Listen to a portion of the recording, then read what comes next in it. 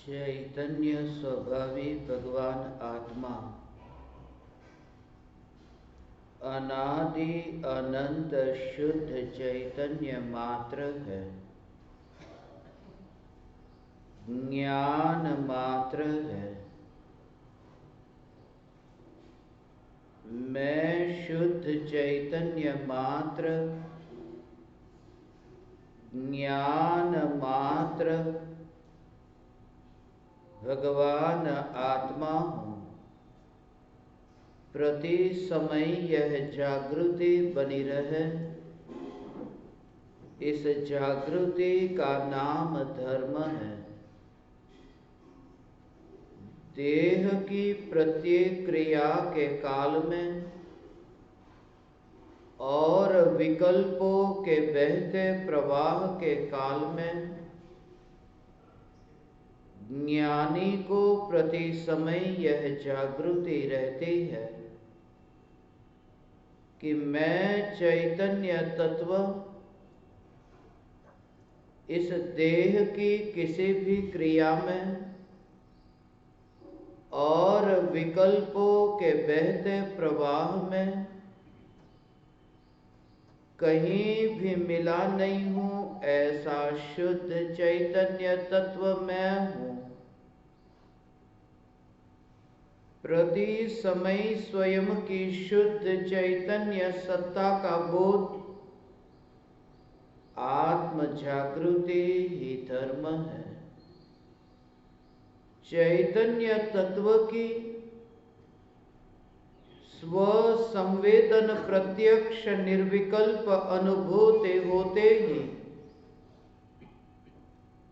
देह होने पर भी देहातीत दशा प्रकट होती है। इतना ही नहीं, विकल्प होने पर भी विकल्पातीत दशा प्रकट होती है।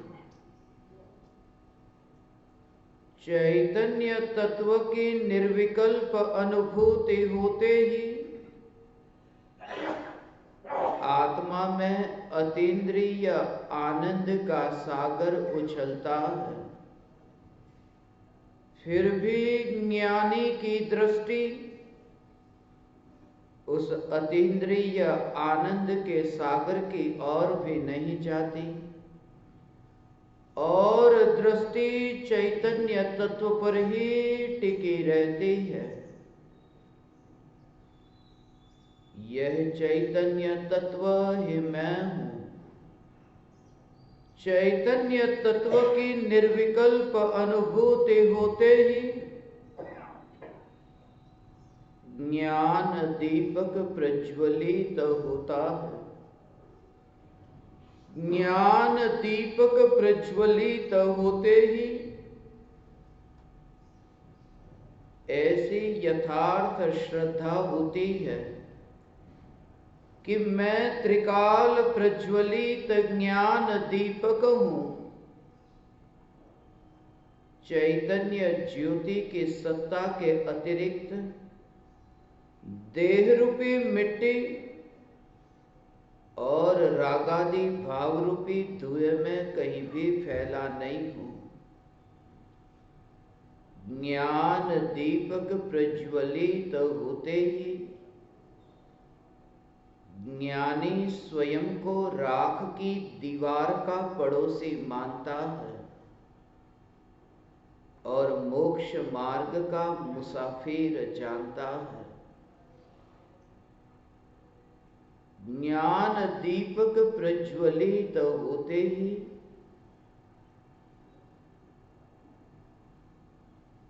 प्रज्वलित ज्ञान दीपक से अत्यंत दूर बनी हुई यह राख की दीवार दिखाई देती है। यह दीवार चलती फिरती तो है,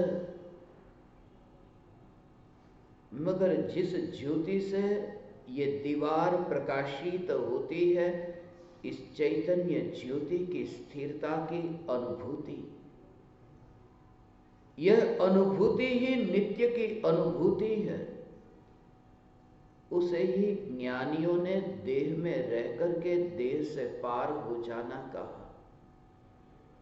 फिर भले ही वह यात्रा करता हो देह रूपी नाव में, मगर जागृति से भरा हुआ कि यह नाव मेरा ध्येय नहीं है और मैं नाव से न्यारा हूं।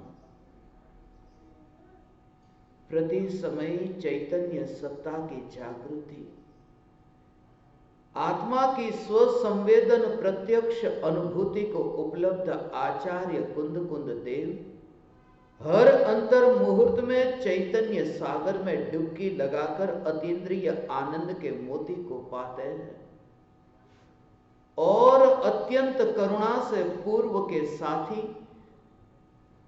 जो निगूढ़ में थे, ऐसे पूर्व के साथी के प्रति करुणा का भाव, और जो स्वयं ने पाया वह दूसरों को भी बताने का भाव आता है। मगर उन भावों में भी तन्मयता नहीं है, उन भावों में भी रुचि नहीं है। आचार्य कुंद कुंद देव अरुचि भाव से ग्रंथाधिराज समयसार की रचना करते हैं। अभी अभी हमने ग्रंथाधिराज समयसार 2000 वर्ष पुराना शास्त्र चैतन्य तत्व का सार, सारे जगत का सार, समय सार, साक्षात चैतन्य परमात्मा ही समय सार है, ऐसा निरूपण करने वाला यह आगम, यह परमागम जो आचार्य कुंद कुंद देव ने वन जंगल में ताड़ के पान पर कांटे के माध्यम से छेद करके लिखा था। नग्न दिगंबर संत थे, अपने पास धागे मात्र का भी परिग्रह नहीं था। बालक की भांति जैसे बच्चा पैदा होता है और ऐसे ही आचार्य कुंद कुंद देव 11 वर्ष की उम्र में दिगंबर मुनि धर्म को प्राप्त हुए। उन्होंने मुनि धर्म अंगीकार किया। पूर्व भव के संस्कार के बल पर चैतन्य तत्व की आराधना जीवन के अंतिम घड़ी तक वे स्वरूप में आनंद में झूलते थे, आनंद में डुबकी लगाते थे। आचार्य कुंद कुंद देव निकट काल में अनंत सिद्धों के संग विराजमान होने से पहले जिस चैतन्य स्वरूप में वे डुबकी लगाते थे, जिस भगवान आत्मा के नित्य स्वरूप में डुबकी लगाते थे, वह स्वरूप कैसा है, ये स्वरूप आचार्य कुंद कुंद देव ने इस समयसार ग्रंथ में समझाया है। समझा समझा करके थक गए, फिर विराम हुआ, क्योंकि लेखनी का अंत है और स्वरूप अनंत है। भाषा की सीमा है और स्वरूप असीम है। इसलिए अनंत ज्ञानियों ने कहना तो चाहा मगर कह न सके, लिखना तो चाहा मगर लिख न सके, क्योंकि कहा जाता है शब्दों से, वाणी से, लिखा जाता है शब्दों से, वाणी से। और ये स्वरूप तो ऐसा है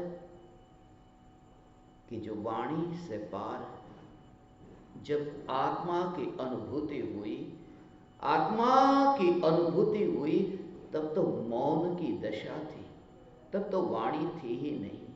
और जिस समय वाणी नहीं थी, जिस वाणी को पता ही नहीं, क्योंकि उसकी मौजूदगी ही नहीं थी कि अनुभूति के काल में क्या हुआ है, वह वाणी चैतन्य स्वरूप की अनुभूति के बारे में क्या कहे।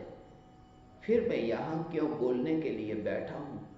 इसलिए क्योंकि ये सुन सुन करके भी तुम्हें थकान लग जाए। मेरा बोलना इसके लिए नहीं है कि तुम बोला हुआ सुनकर के तुम आत्मा को प्राप्त कर लो। मैं इसलिए बोलता हूं कि बोला हुआ सुन सुन करके तुम्हारे भीतर में प्यास ऐसी गहरी हो जाए कि तुम अब तड़पने लगो चैतन्य के विरह में, अब आत्मा की अनुभूति के विरह में। मृत्यु से पहले वह घड़ी आए कि अमृत की अनुभूति हो। देह छूटने से पहले ही देह दृष्टि छूट जाए, शरीर में से बाहर निकले उससे पहले ही अनंत सिद्धों को श्रद्धा में विराजमान करे। अनंत सिद्ध परमात्माओं को श्रद्धा में विराजमान करे। ऐसी दशा आचार्य कुंद देव की थी। हर अंतर मुहूर्त में 48 मिनट के भीतर ही जो आत्मा के निर्विकल्प ध्यान में लीन होते थे, वन में विचरण करते थे। हम तस्वीर को देखते हैं, ताड़ के पान पर कांटे के माध्यम से छेद करते करते करते लिखते हैं, मगर वह तो किसी और लोक की बात है, वह तो चैतन्य लोक की बात है, वह तो पृथ्वी से पार ऐसे चैतन्य गगन की बात है, जिस पक्षी को अब उस मिट्टी का कुछ भी पता नहीं। मिट्टी को छुए बिना जैसे पक्षी आकाश में उड़ता हो, ऐसे ही ज्ञानी की दशा है। देह की मिट्टी को तो वे छूते भी नहीं और चैतन्य के गगन में उनका विचरण होता है। देह की मिट्टी से पार जो मिट्टी पर लोग खड़े हैं, उन्हें सिर्फ मिट्टी दिखाई देती है, उन्हें आकाश में अत्यंत दूर उड़ता हुआ वह पक्षी नहीं दिखाई देता। जब ज्ञानी अपने चैतन्य स्वरूप में डुबकी लगाते हैं, तब वहां पर कोई नहीं, वहां कोई भाई नहीं, बहन नहीं, मां नहीं, बाप नहीं, बेटा बेटी नहीं। क्यों? क्योंकि ये सब रिश्ते तो देह के हैं। और जब वह अनुभूति में देह ही नहीं,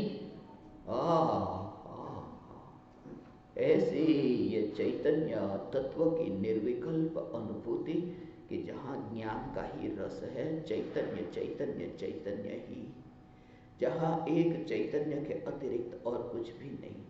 शक्कर की मिठास को जैसे जीभ पर तुमने चखा और वहां थैली का विकल्प न आए और सिर्फ मिठास की अनुभूति, कभी इसमें क्या था, इसका परिणमन कैसे हुआ था, ये कहाँ थैली के साथ थी, कोई भी भाव नहीं, सिर्फ मिठास की अनुभूति। और मिठास की अनुभूति के काल में थैली का विकल्प नहीं आता, थैली का विकल्प तो नहीं आता। उस मिठास की अनुभूति के काल में जीभ का भी विकल्प नहीं आता कि मेरी जीभ कैसी है। शक्कर पर ही पूरा जोर है। चैतन्य तत्व की अनुभूति होती है तब देह की थैली पर तो जोर नहीं, मगर अनुभूति जिस अवस्था में होती है उस अवस्था पर भी जोर नहीं। जोर है तो एकमात्र ध्रुव न्यायक देव पर, जोर है तो एकमात्र चैतन्य सत्ता पर। पानी को जैसे ही छुआ और शीतलता का अनुभव हुआ, वहां चमड़ी पर तो जोर ही नहीं। पानी ठंडा है, बस ऐसा ही जोर, पानी ठंडा है। मेरी चमड़ी ऐसी, ये विकल्प नहीं, पानी ठंडा है। जब आत्मा की अनुभूति होती है तब ऐसी ही अनुभूति है, जहां देह बीच में है ही नहीं। इसलिए तो चिड़िया को आत्मा की अनुभूति हो सकती है। वह जो चू चू करती है, हमें लगे कि वो क्या मांग रही है, अनाज का दाना मांग रही है, मगर हो सकता है वह भीतर में करुणा भाव से भर करके चैतन्य की पुकार करती हो। चू चू करती हो, वह चैतन्य की पुकार करती हो। चिड़िया को भी जो आत्मज्ञान प्रकट हो सकता है, तो हम तो मनुष्य हैं, हमें यह अनुभूति क्यों नहीं हो सकती? यदि यह अनुभूति के बिना यहां से विदा हुए तो ये समझो कि यहां आए ही नहीं है, देह पाया ही नहीं। क्योंकि मनुष्य देह को पाने का प्रयोजन सिर्फ इतना है कि ये जागृति हो कि मैं मनुष्य नहीं हूं। मनुष्य देह की प्राप्ति का प्रयोजन यह है कि देह से न्यारा मैं चैतन्य तत्व हूं। परमाणु परमाणुओं की ये टकराहट दिखे, इसलिए जो ध्वनि उत्पन्न होती है, तुम बोलोगे फिर, मगर तुम्हारा बोलना भी ऐसे होगा जैसे अत्यंत दूर से कोई ताली बजा रहा है, मगर तुम वहां नहीं हो। जो ताली बजा रहा है वहां तुम नहीं हो। ऐसी ध्रुव चैतन्य तत्व की अनुभूति कि जहां तुम वहां हो ही नहीं। होठ से होठ टकराते हो, जीभ तालु के साथ में टकराती हो, ये कंठ में से ध्वनि उत्पन्न होती हो, मगर इतना दूर दिखाई दे कि मैं चैतन्य परमात्मा उसमें कहीं पर भी नहीं। ऐसी जो चैतन्य चैतन्य चैतन्य चैतन्य चैतन्य की मस्ती आचार्य कुंद कुंद देव की वह दशा थी, जो परम कृपालु देव शब्दों में सिर्फ इतना कह सके कि विचार करने पर पता चलता है कि देहधारी है। इतनी अंतर की स्थिरता थी। जब विचार करता हूं तब पता चलता है कि शरीर भी आत्मा के साथ में है, वरना इतनी वो चैतन्य की स्थिरता रहती है कि पता ही नहीं चलता कितने दिन बीत गए, कितने बरस बीत गए। बाहर का कैलेंडर तो दिखाई ही नहीं देता, कौन सा बरस था, कौन सा बरस आया, पता ही नहीं, क्योंकि समय की ओर ध्यान नहीं जाता। ध्यान समय की ओर नहीं जाता, ध्यान तो समय सार की ओर है, और यह साक्षात समय सार मैं हूं। प्रत्येक आत्मा ऐसा समय सार, मगर यह समय सार की अनुभूति हो कैसे? यह समय सार कैसे जानने में आए? दुनिया के सभी पदार्थ हमें जानने में आते हैं, ये चैतन्य तत्व जानने में क्यों नहीं आता? ये टेबल है, कुर्सी है, दीवार है, दरवाजा है, ये सब कुछ तो हमें जानने में आता है, फिर ये चैतन्य तत्व ये जानने में क्यों नहीं आता? इसलिए क्योंकि हमें इंद्रियों के माध्यम से ही वस्तुओं को जानने का अनुभव है, और चैतन्य तत्व इंद्रियों के माध्यम से जानने में नहीं आ सकता। और गहराई में जब तुम देखो तो चैतन्य तत्व इंद्रियों के माध्यम से जानने में तो नहीं आता। चैतन्य तत्व इंद्रियों के माध्यम से जानने का काम भी नहीं करता। वहां इंद्रिया माध्यम भी नहीं, यहां तो एक ही है कि ज्ञान से ज्ञान, ज्ञान से ज्ञान, ज्ञान से ही ज्ञान प्रति समय हो रहा है। चश्मा बीच में आ जाए आंख के, मगर चश्मा देखने का काम तो नहीं करता नहीं। देखने का कार्य तो आंख का है, वह तो आंख ही करेगी। मुर्दे के ऊपर चश्मा रखो, मुर्दे को कुछ भी पता नहीं। ज्ञानी को जागृति है, जैसे चश्मे से देखना नहीं होता, देखने वाली आंख उसके पीछे है। ये आंखें खुली हो, लाल और सफेद का ज्ञान होता हो, मगर यह जागृति है कि लाल और सफेद, ये लाल सफेद, ये जो जानना हो रहा है, ये आंखें नहीं जानती। ये जानने वाला ज्ञान है। ये ज्ञान जानने वाला बिल्कुल निराला है।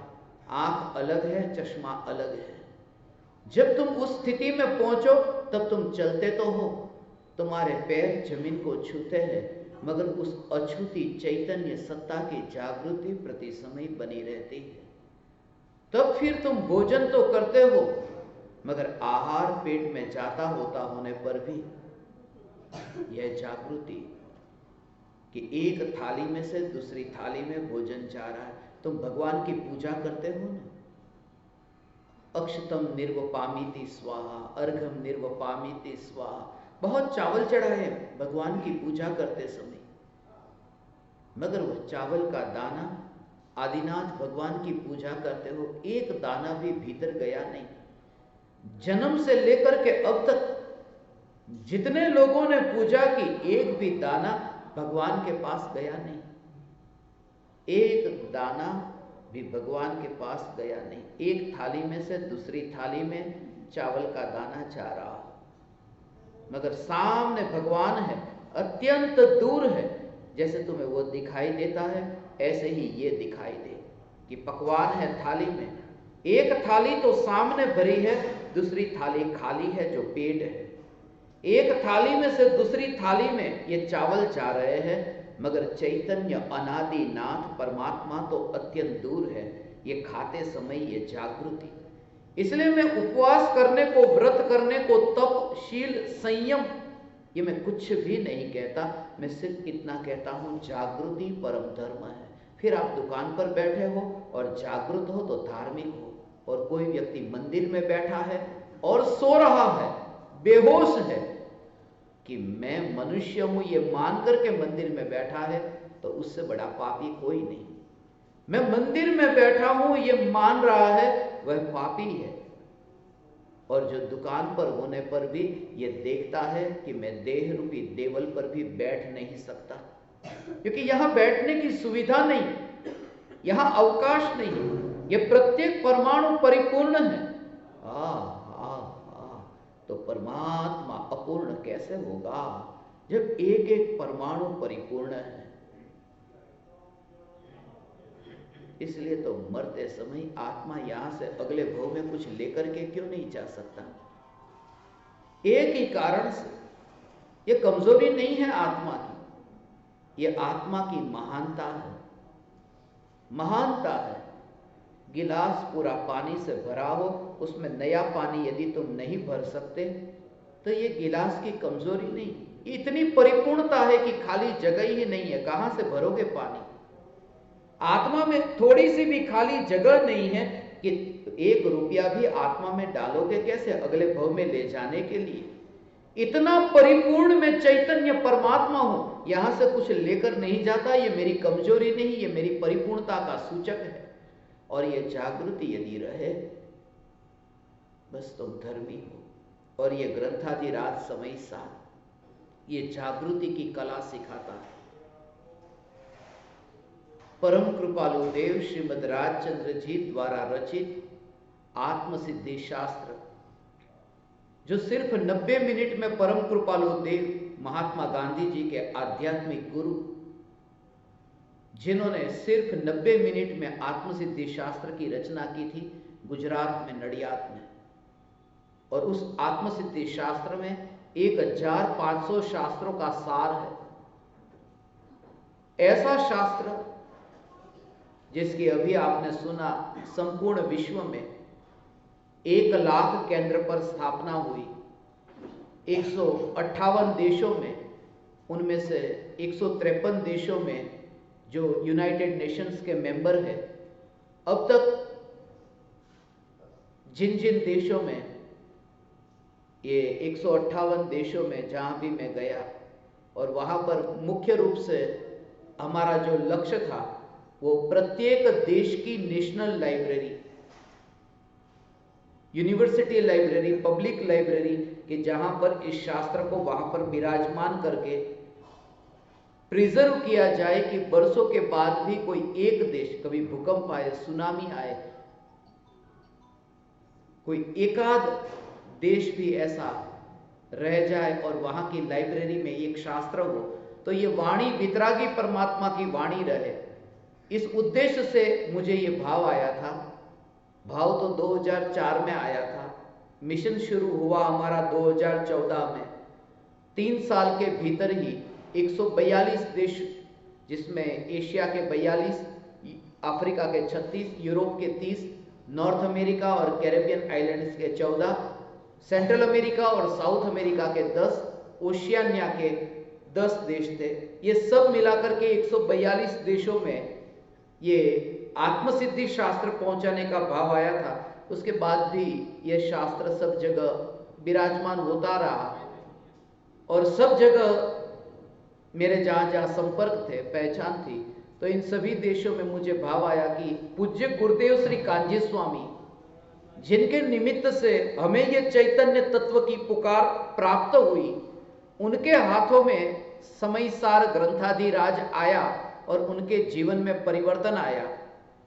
उन्होंने कहा उनके जीवन में आध्यात्मिक क्रांति लाने वाला यह ग्रंथ, उसके ये 2021 की साल में 100 वर्ष पूरे हुए अभी। और इस वजह से मुझे ये भाव आया था कि इन सभी देशों में ये समय सार ग्रंथाधिराज की भी स्थापना हो।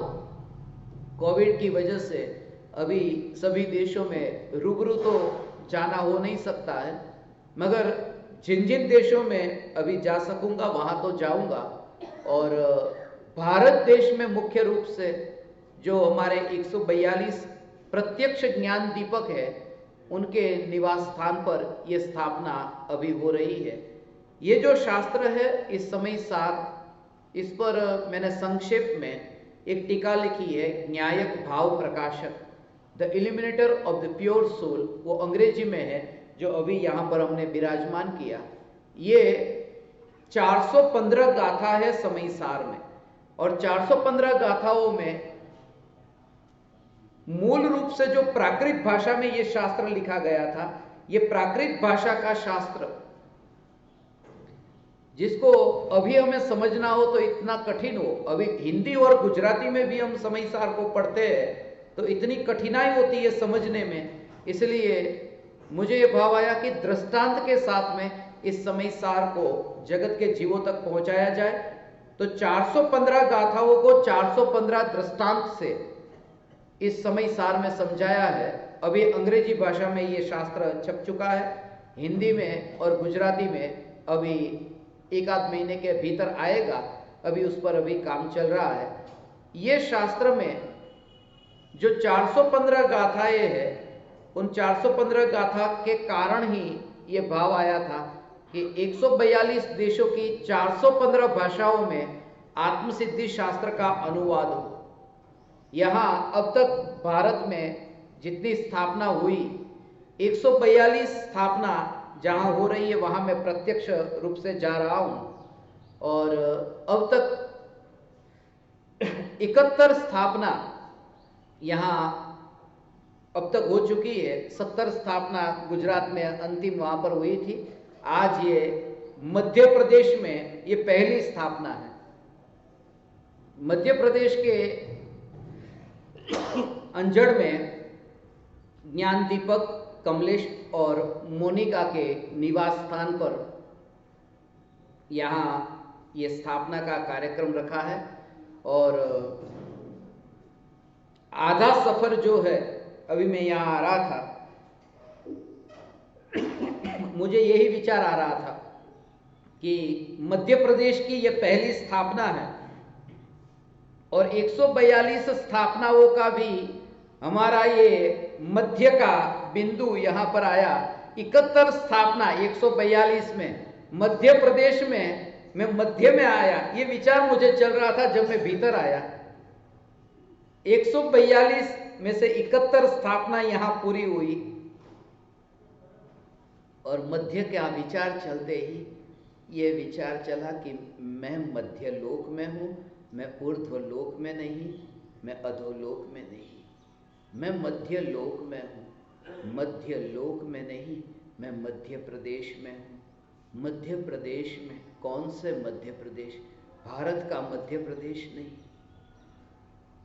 यह जो चैतन्य प्रदेशों के मध्य में ही मैं विराजमान हूँ, ध्रुव की धुरी में मैं विराजमान हूँ, परिधि पर नहीं हूँ, मैं सर्कल पर नहीं हूँ, मैं मध्य में हूँ। चक्कर काटना होता है वहां जो सर्कल पर होता है, जो मध्य में विराजमान हुआ वहां चक्कर काटना नहीं है, वहां स्थिरता है। हमेशा मध्य प्रदेश में आते ही ये विचार चलता है। कल रात्रि में मैं ठीक तरह से सो नहीं पाया, यही विचार चल रहा था, विचार चल रहा था, मगर ये विचार जो है, ये विचार ये मैं नहीं हूं, विकल्प मैं नहीं हूं। विकल्प चल रहा था कि देह से न्यारा, राख की दीवार से न्यारा चैतन्य परमात्मा मैं हूं।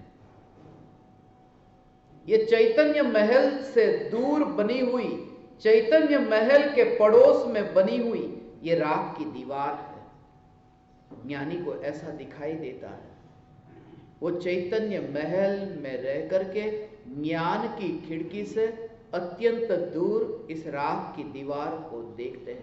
पहले से ही दीवार से चिपक करके नहीं बैठे, तन्मयी होकर के नहीं बैठे, इसलिए दीवार बिखरने पर भी वे इतने स्थिर और अलिप्त रहते हैं कि वह मृत्यु दुनिया वालों के लिए होती है, उनके लिए नहीं। और तुम्हारे लिए ये एक सुअवसर आया अपने घर पर रह करके इस अनुभूति को उपलब्ध होने का।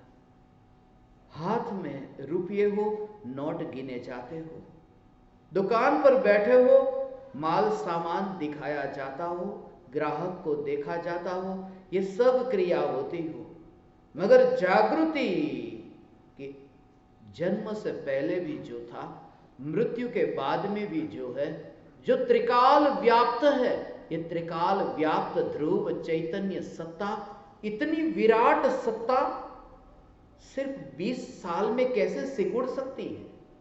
सिर्फ 40 साल में कैसे सिकुड़ सकती है? यह मैं नहीं, मैं विराट हूं, मैं बूंद नहीं, मैं समुद्र हूं, मैं गागर नहीं, मैं सागर हूं।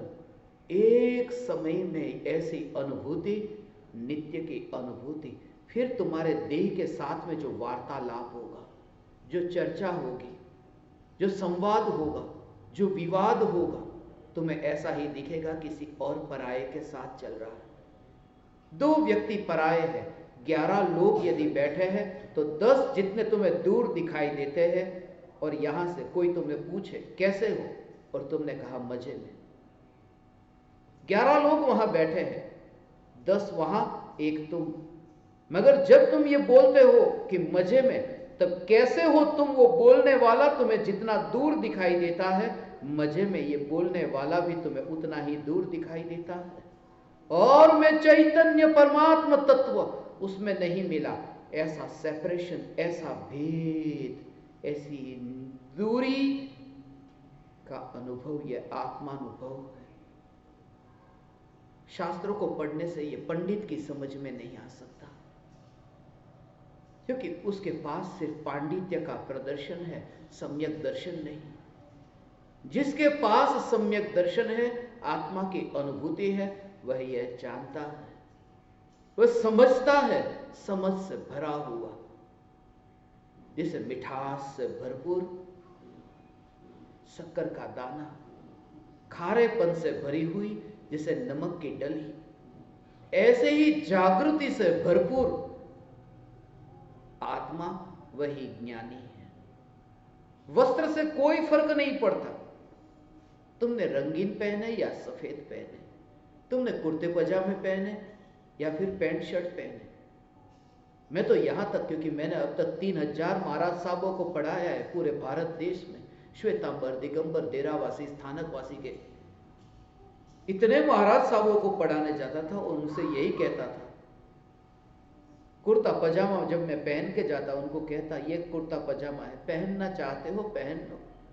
यदि अनुभूति नहीं हुई है तो ये धोखा मत दो कि मैं ज्ञानी हूं। अनुभूति के बिना धर्म का शुभारंभ ही नहीं होता। कोई व्यक्ति कितना ही यात्रा करे, कितने ही पतवार चलाए, मगर रस्सी से अभी नाव वो किनारे के साथ में बंधी ही है, तो पतवार चलाने पर भी वो किनारा सामने का आएगा नहीं। मोह की रस्सी से बंधा हुआ हो और क्रियाकांड के 28 मूलगुण की पतवार भी चलाए तो कहीं पहुंचता नहीं है। इसी वजह से तो ये कहा अनंत बार मुनि हो गए। इसी वजह से कहा हजारों शास्त्रों का ज्ञान प्राप्त कर लिया, मगर प्यासा क्यों रहा? स्वरूप को समझे बिना। यह चैतन्य चैतन्य चैतन्य, यही मैं हूं, अरूपी हूं मगर चैतन्य स्वरूपी हूं। भले ही मैं ये एशिया के खंड में रहता हूं, मगर मैं अखंड हूं। भले ही भरत चक्रवर्ती 6 खंड को जीतने के लिए जाते हैं, मगर उनकी दृष्टि में 6 खंड नहीं है, उनकी दृष्टि में एक अखंड है। यह न्यायक देव मैं हूं। आचार्य कुंद कुंद देव जीवन जीने की कला सिखाते हैं। जागृति ही जीवन जीने की कला है। घर में रह करके तुम धार्मिक कैसे हो सकते हो? सिर्फ इतनी जागृति, घर पर जब पहुंचो और घर का दरवाजा खटखटाओ, मालिक होकर के प्रवेश मत करना, मेहमान होकर के प्रवेश करना। दुकान पर बैठे हो तो जैसे तुम्हें जागृति है कि दुकान का नाम अलग है और दुकानदार का नाम अलग है, यही जागृति कि ये देह अलग है और आत्मा अलग है। धन को भी यदि तुम गिनते हो तो ऐसे ही गिनना जैसे मुनीम गिनता है, मालकियत के बिना। क्योंकि मुनि होने से पहले मुनि होना जरूरी है। महाव्रत का पालन करने से पहले महाव्रत का पालन न करने वाला, सिर्फ दूर से जानने वाला, यह चैतन्य मैं हूं, ऐसा विकल्प कल रात्रि में मुझे चल रहा था। 12 बजे थे, मध्य रात्रि का समय था, मध्य प्रदेश की रात्रि थी, मगर वह विकल्प जो उत्पन्न हुआ वह विकल्प तो जड़ है, वह विकल्प जड़ है, चेतन नहीं है, वह विकल्प जड़ है। और मैं स्वयं अनजड़ हूं, मैं अनजड़ हूं। जो जाना होता है उसे जाना कहते हैं, जो जाना नहीं है उसे अनजाना कहते हैं।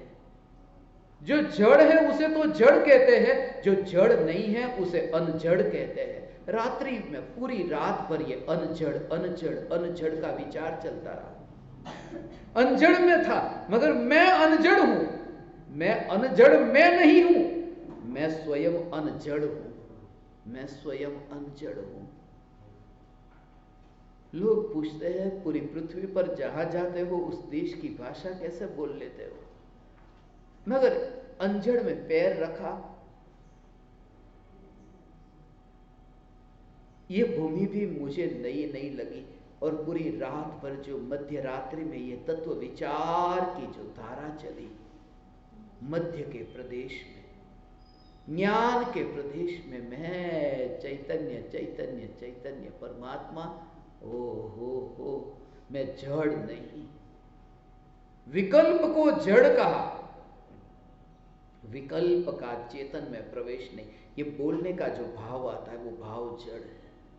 आचार्य कुंद कुंद देव जो समय सार लिखते हैं, ये लिखने का जो भाव है, ये भाव जड़ है, ये भाव चेतन नहीं, ये भाव जड़ है, क्योंकि ये भाव कुछ जानता ही नहीं है कि मैं भाव हूं। उस भाव को भी जानने वाला चैतन्य है। उस भाव को पता नहीं, वह भाव तो मर जाता है। कल क्रोध का भाव आया था, आज आपको पता चला कल मुझे गुस्सा आया था, मुझे गुस्सा नहीं करना चाहिए था। वो किसे पता चल रहा है? ज्ञान जानता है कि कल क्रोध आया था।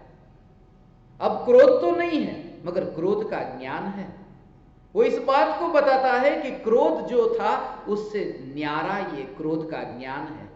क्रोध तो मर गया, जानना नहीं मरा कि क्रोध कल आया था। जानने वाला क्रोध से अलग है। और क्रोध से ही नहीं, क्रोध मान माया लोभ सभी राग द्वेष के विकार से ये ज्ञान न्यारा है। राग और द्वेष के किनारे पर ये ज्ञान की गंगा बहती ही नहीं है। जहां ये पानी का प्रवाह बहता है वहां किनारे नहीं, और जहां किनारे है वहां पानी नहीं। ज्ञानी को इतना दूर दिखाई दे, एक और राग दूसरी और द्वेष, और मेरा जानना जानना जानना, ये यात्रा निरंतर हो रही। वो निर्मल है, उसमें दोष नहीं है, वह निर्दोष है। इसलिए तो प्रत्येक आत्मा परमात्मा है, वरना पापी पापी ही रहता, परमात्मा होता कैसे? कहां से वो शक्ति आई? एक छोटा सा बीज जब वृक्ष हो जाता है, वो शक्ति कहां से आई? वो भीतर में, बीज के भीतर थी, वही शक्ति तो व्यक्त हुई। जो शक्ति भीतर में थी वही व्यक्त हुई। जब महावीर भगवान सर्वज्ञ हुए तब सर्वज्ञ की शक्ति पैदा नहीं हुई थी, शक्ति थी वही व्यक्त हुई। इसलिए जागृति, कैसी भी अवस्था के काल में तुम निराश मत होना। मांस खून हड्डी ये मलिन पदार्थों के बीच में रहकर के चैतन्य की अनुभूति कैसे हो? जागृति सिर्फ इतनी रहे कि कमल कीचड़ में ही खिलता है, मगर जब परमात्मा के पास कमल पहुंचता है कोई विचार भी नहीं करता उस कीचड़ का कि कहां खिला था। जब अनुभूति को आत्मा उपलब्ध होता है, लोक के शिखर पर विराजमान होता है, हमें कितना विकल्प आता है सिद्ध परमात्मा की भक्ति के समय कि वे कभी देहधारी पापी मांस के बीच में रहने वाले, ऐसा विकल्प कितनी बार आता है। सिद्धों की भक्ति करते समय यह विकल्प ही नहीं आता। शुरुआत ऐसे ही होती है। शुरुआत हमेशा अंधेरे से ही होगी, उजाले की यात्रा करना। इसलिए तो बीज जो उगता है वो अंधेरे में ही तो उगता है। इसलिए जो बच्चा मां के गर्भ में पैदा होता है, वहां बड़ा होता है, वो अंधेरे में ही तो होता है। शुरुआत अंधेरे से ही होती है, फिर प्रकाश की यात्रा होती है। अज्ञान के अंधकार से ज्ञान के प्रकाश की यात्रा, मगर एक ही ध्येय, चैतन्य चैतन्य चैतन्य, और कुछ भी। ये न्यायक न्यायक न्यायक न्यायक न्यायक ही मैं हूं। किसी भी अवस्था के काल में हीनता का अनुभव न हो। बच्चा जब मां के गर्भ में जन्म लेता है, वो दिखाई नहीं देता। वैज्ञानिक तो ये कहते हैं, जिस समय शरीर बना, सबसे पहले वो शरीर बना, उसको माइक्रोस्कोप से भी यदि देखना चाहो तो देख नहीं सकते उस शरीर को, जो अभी हमारा शरीर है। इतना सूक्ष्म शरीर है वो उस समय कि दिखाई भी न दे, मगर वही विकसित होकर के इतना बड़ा मनुष्य देह बनता है। शुरुआत छोटे से बड़े की यात्रा ऐसे ही होगी। ऐसे ही तो यात्रा। ये चैतन्य चैतन्य चैतन्य, कितना भी भूतकाल का दुख भोगा हो, कहानी भूतकाल की इतनी बुरी हो, इतिहास इतना खतरनाक हो कि बहुत दुख भोगा, मगर जागे कि बस अब वहां कोई दुख नहीं, कोई संसार नहीं। इसलिए कहता हूं, भूतकाल की ओर मत देखो, आगे की ओर यात्रा करनी है। आगे की ओर देखो, यात्रा भविष्य की ओर हमारी हो रही है। इसी वजह से तो प्रकृति की व्यवस्था कभी तुमने देखी? पीछे देखना होता तो आंखें हमको आगे क्यों मिलती? शरीर के पीछे आंखें होनी चाहिए थी, आगे क्यों? क्योंकि बीता वो बीता, उसको देखने जैसा कुछ भी नहीं। इतिहास भले कितना ही बुरा हो, मगर अब आगे अनंत सुख की यात्रा होगी। मगर अनंत सुख की यात्रा अनंत सुख को देख करके नहीं होती। अनंत सुख की यात्रा चैतन्य परमात्मा तत्व को देख करके होती है। हे ज्ञान दीपक, प्रति समय तुम्हारी ये यात्रा हो, प्रति समय तुम्हारी ये जागृति रहे। जागो, क्षणिक के बोध के बल पर नित्य की अनुभूति की यात्रा को उपलब्ध हो। इतना बोध हो, जीवन में इतनी ठोकर खाई, इतना दुख भोगा, उस दुख को इतना घनीभूत होने दो कि अब लगे, अब असारता असारता इतनी लगे कि फिर संसार असार लगे बिना समय सार सारभूत नहीं लग सकता। यही बोध हो कि सुख के पीछे ही इतना भागा था, मगर अंत में क्या हुआ? अंत में दुख के अलावा हाथ में कुछ भी नहीं आया। रोज उठकर के जीवन के पीछे भागता था, मगर अंत में क्या आया? जीवन के पीछे भागता हूं, मगर अंत में तो मौत हाथ में आती है। जीवन तो मिला ही नहीं। यश के पीछे भागता हूं और अपयश ही हाथ में आता है। जीतने के लिए दौड़ा और हार करके वापिस लौटा। सफलता को पालो और असफलता के अतिरिक्त हाथ में कुछ नहीं लगता। इतना बोध हो जाए, फिर यात्रा होती है कि अब चैतन्य, ये चैतन्य। और ये चैतन्य की यात्रा, लोग मुझसे पूछते, आप जब 7 साल के थे तब से ही ये सत्संग कैसे शुरू कर दिया? 7 साल का बच्चा, अभी तो खेलने कूदने के दिन है। बच्चे के दिन खेलने कूदने के हैं, चैतन्य के तो दिन ही कहां।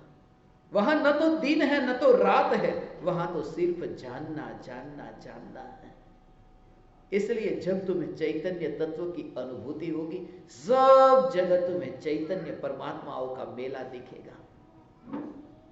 ये अंजड़वासी आप परमात्माओं को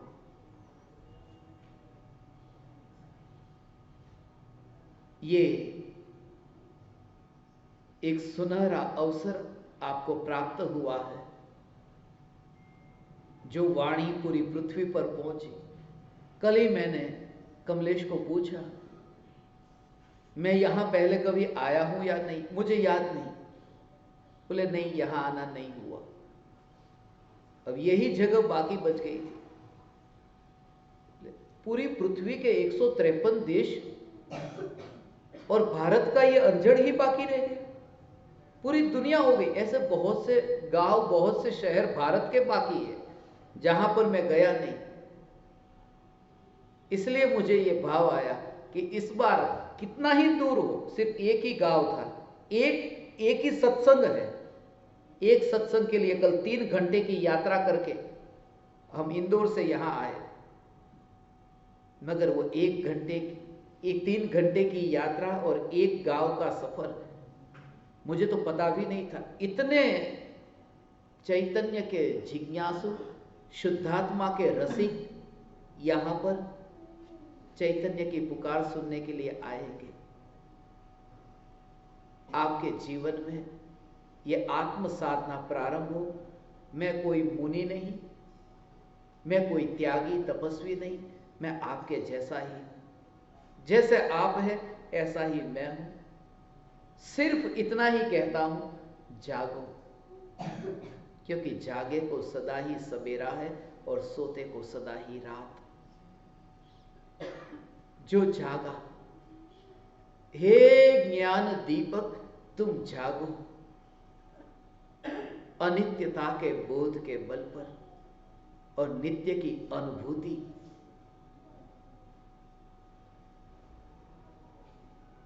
एक ध्रुव न्यायक देव की अनुभूति, इतनी क्षणभंगुरता का बोध हो। सब कुछ ही तो पाया है, धन पाया, पद पाया, प्रतिष्ठा पाई, ख्याति, प्रसिद्धि। कभी तुमने सोचा, बच्चा जब पैदा होता है, कहते हैं खाली हाथ आया था, खाली हाथ जाएगा। मुट्ठी बंद रख करके बच्चा पैदा होता है। बच्चे के हाथ बंद होते, मुट्ठी बंद होती, उसे खोलते हैं, खुलाते हैं, ऐसे ही करके बच्चे की मुट्ठी बंद होती। मगर मरते हुए व्यक्ति के हाथ को देखो, खुले हाथ है। मुझे बहुत विचार आता था, ऐसा क्यों होता होगा? उल्टा होना चाहिए, आए तो ऐसा खाली हाथ आए और जाए तो मुट्ठी में कुछ लेकर के जाए। मगर आया तब तो मुट्ठी बंद लेकर के आया, मुट्ठी में कुछ लेकर आया था। वह मुट्ठी में चैतन्य तत्व की अनुभूति, मैं चैतन्य परमात्मा हूं, ये जानने का एक सुअवसर लेकर आया था, जो अवसर चला गया। हे ज्ञान दीपक, ये अवसर, ये मुट्ठी खुलने से पहले, अभी तुम्हारी मुट्ठी नहीं खुली, अभी ये अवसर छूटने से पहले तुम उस दशा को उपलब्ध हो और होगे। क्योंकि जो तुमने जिस भाव से भीग करके ये चैतन्य तत्व की ये न्याय की ये यात्रा हो भगवान, हे चैतन्य परमात्मा, ऐसी यात्रा अछूता अनुभव होगा कि छूने के लिए भी स्पर्श तो चाहिए, स्वभाव में स्पर्श चाहिए। एक हाथ दूसरे हाथ को छुए, यहां पर भी स्पर्श स्वभाव है, इसमें भी स्पर्श है। ये ठंडा गरम है, ये ठंडा गरम है, जहां स्पर्श है वहां स्पर्श ना हो। मगर चैतन्य में तो स्पर्श है ही नहीं, तो वह देह को छुए कैसे? जिसके स्वभाव में ही स्पर्श नहीं, वो देह को छुए कैसे? इसलिए मैं देह में नहीं हूं और तुम भी देह में नहीं हो। तुम देह में नहीं हो, तुम देह के पड़ोस में हो। तुम मजबूर हो, तुम लाचार हो। अफ्रीका के जैसे लोगों को मैं देखता हूं, कोंगो में, रुवांडा में, बुरुंडी में, ऐसे देशों में कि जिनके पास में पत्ते के कपड़े सिलाई करके, कांटे से सिलाई करके ऐसे कपड़े पहन करके जो आते हैं, मजबूरी है, पैसे ही नहीं उनके पास, कपड़े की सुविधा भी नहीं, खाना भी 5 दिन में एक बार मिलता है बच्चों को, नंबर रहते सोमवार को इसका, मंगलवार को इसका, छोटे छोटे बच्चे। मगर उनके कपड़े को जब मैं देखता हूं, वो प्रवचन सुनने के लिए आते हैं। ऐसे कपड़े वालों को प्रवचन देना चाहिए।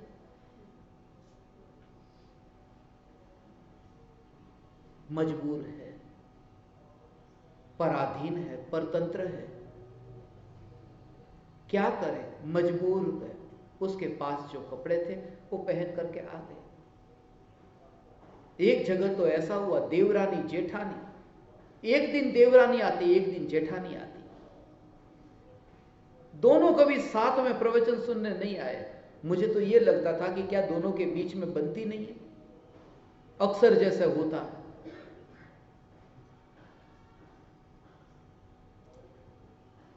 कुछ न कुछ संसार में ये चलता ही रहता है। आज तक एक भी बहू को मैं मिला और वो अपनी सास के बारे में कुछ न बताया हो, ऐसी बहू नहीं मिली। और सास को मिला तो अपनी बहू के बारे में न बताया हो, ऐसी सास नहीं मिली। अच्छी है, बुरी है, ज्यादातर तो बुरी है कहने वाले ही होते, मगर वो देवरानी जेठानी कभी साथ में ही नहीं आए। एक बार मुझसे नहीं रहा गया, मैंने कहा कि हर बार एक ही विषय मुझे बार बार समझाना पड़ता है, 2-2 बार तो समझाना ही पड़ता है, दोनों एक साथ में आ जाओ। बोले मजबूरी है। एक ही साड़ी, एक ही साड़ी, एक दिन वो देवरानी पहन के आएगी, दूसरे दिन जेठानी पहन के आएगी। बाहर निकलना हो तो कपड़े नहीं है कि प्रवचन में आने जैसे हमारे पास में कपड़े हो। मजबूर लाचार परमात्मा, मगर किसी की मजबूरी का लाभ नहीं उठाते। मजबूर है, जो वस्त्र पहन के आया तो आया। ज्ञानी को ऐसा दिखाई देता है। कोई मजबूर हो, उसकी मजबूरी का लाभ नहीं उठाते। और ये परमात्मा मजबूर है। कोई मनुष्य का कपड़ा पहन करके कोई परमात्मा मेरे सामने आता है, कोई स्त्री का कपड़ा, कोई पुरुष का कपड़ा, कोई चींटी का कपड़ा, कोई गाय भैंस, ये कपड़े पहनकर मेरे सामने आने वाले परमात्मा, मगर ये तो परमात्मा की मजबूरी। चींटी कीड़े मकोड़े कहते हम मजबूर हैं, सिर्फ इतना उपकार करना कि हमारी मजबूरी का लाभ मत उठाना। तो क्या करना कि हमें कपड़े के रूप में मत देखना, हम तो परमात्मा हैं। और ये जब दृष्टि प्रकट होती है, तब जहां देखो वहां चैतन्य चैतन्य चैतन्य के ही दर्शन होते हैं।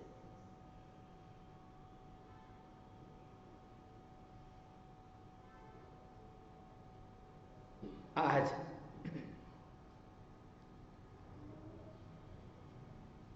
मध्य प्रदेश की ये अंजड़ नगरी, जहां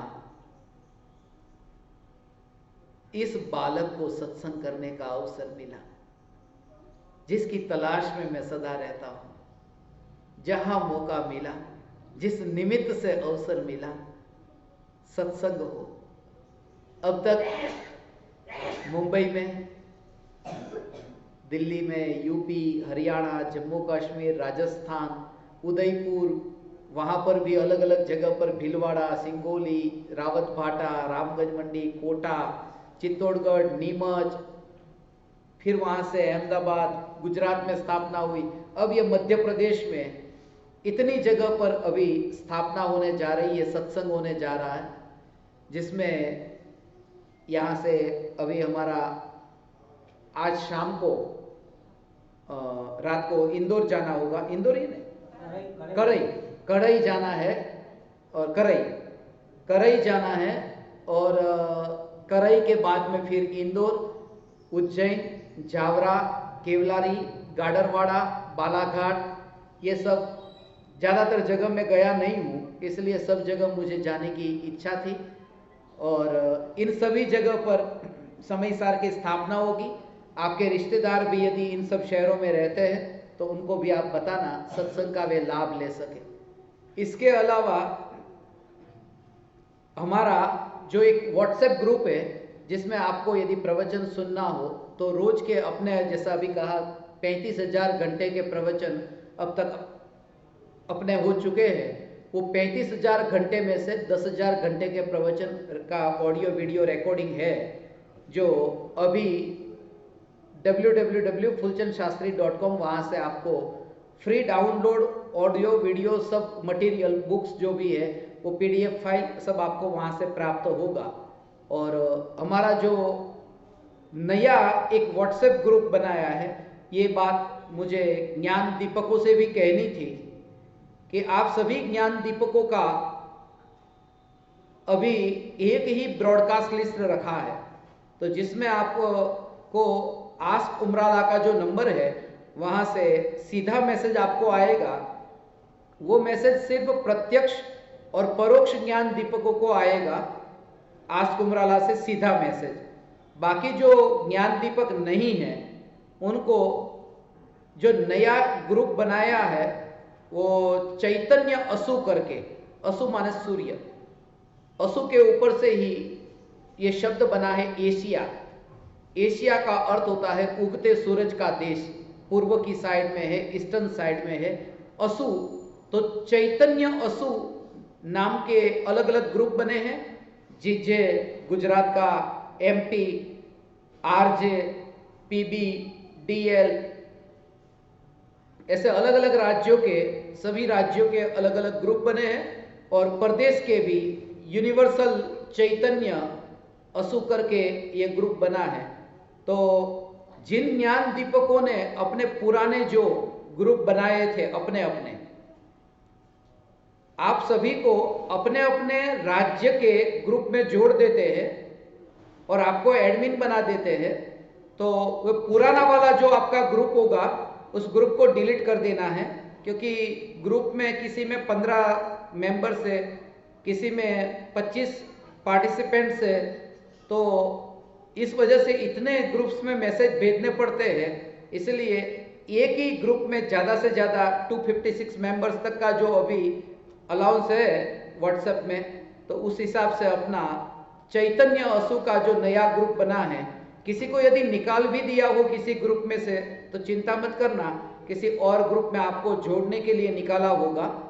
और इसके अलावा जो ज्ञान दीपक है, ये ज्ञान दीपक जिनको हम कहते हैं जो आत्म साधना करते हैं हमारे साथ में, जैसे अभी कमलेश और मोनिका के ये ज्ञान दीपक के बारे में कहा, इसमें आपको साधना नित्य क्रम जो आपका होता है कि यह जगत सारा क्षणिक है और आत्मा एक नित्य है, आत्मा का अनुभव बस एकमात्र नित्य है।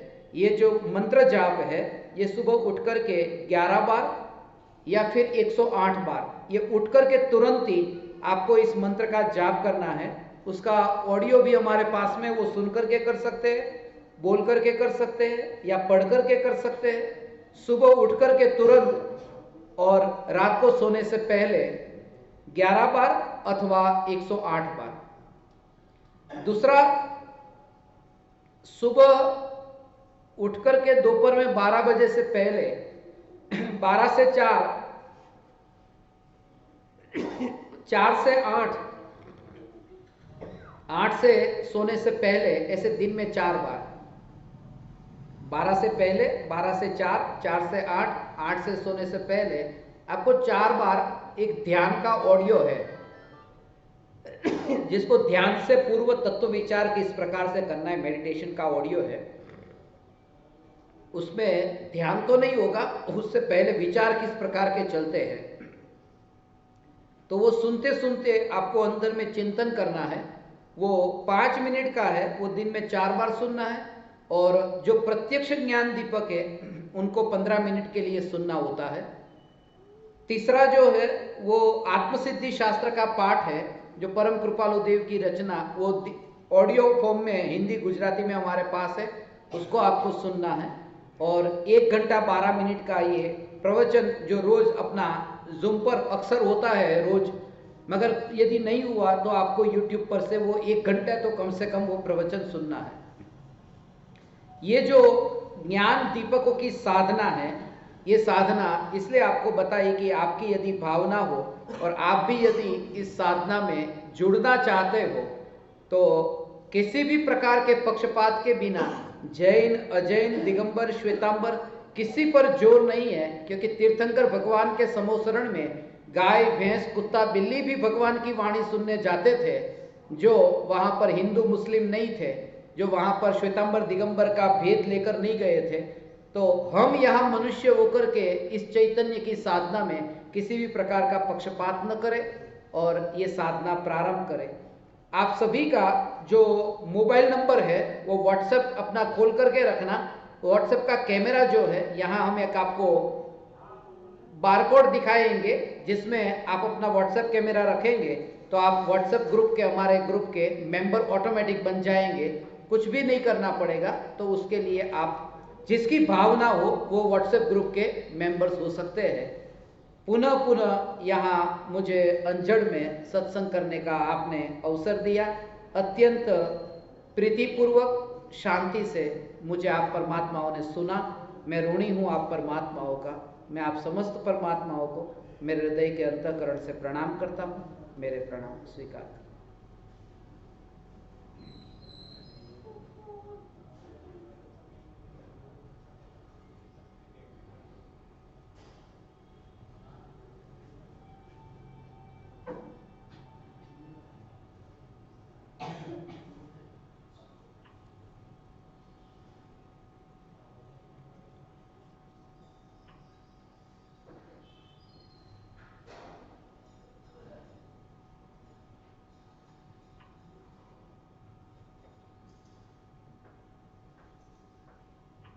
अहो अहो श्री सद्गुरु करुणा सिंधु अपार,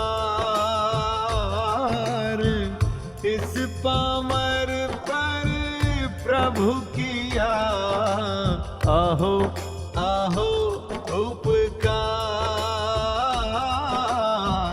अहो अहो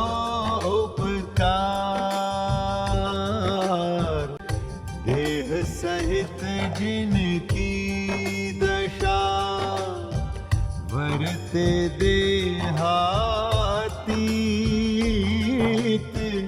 उन ज्ञानी के चरण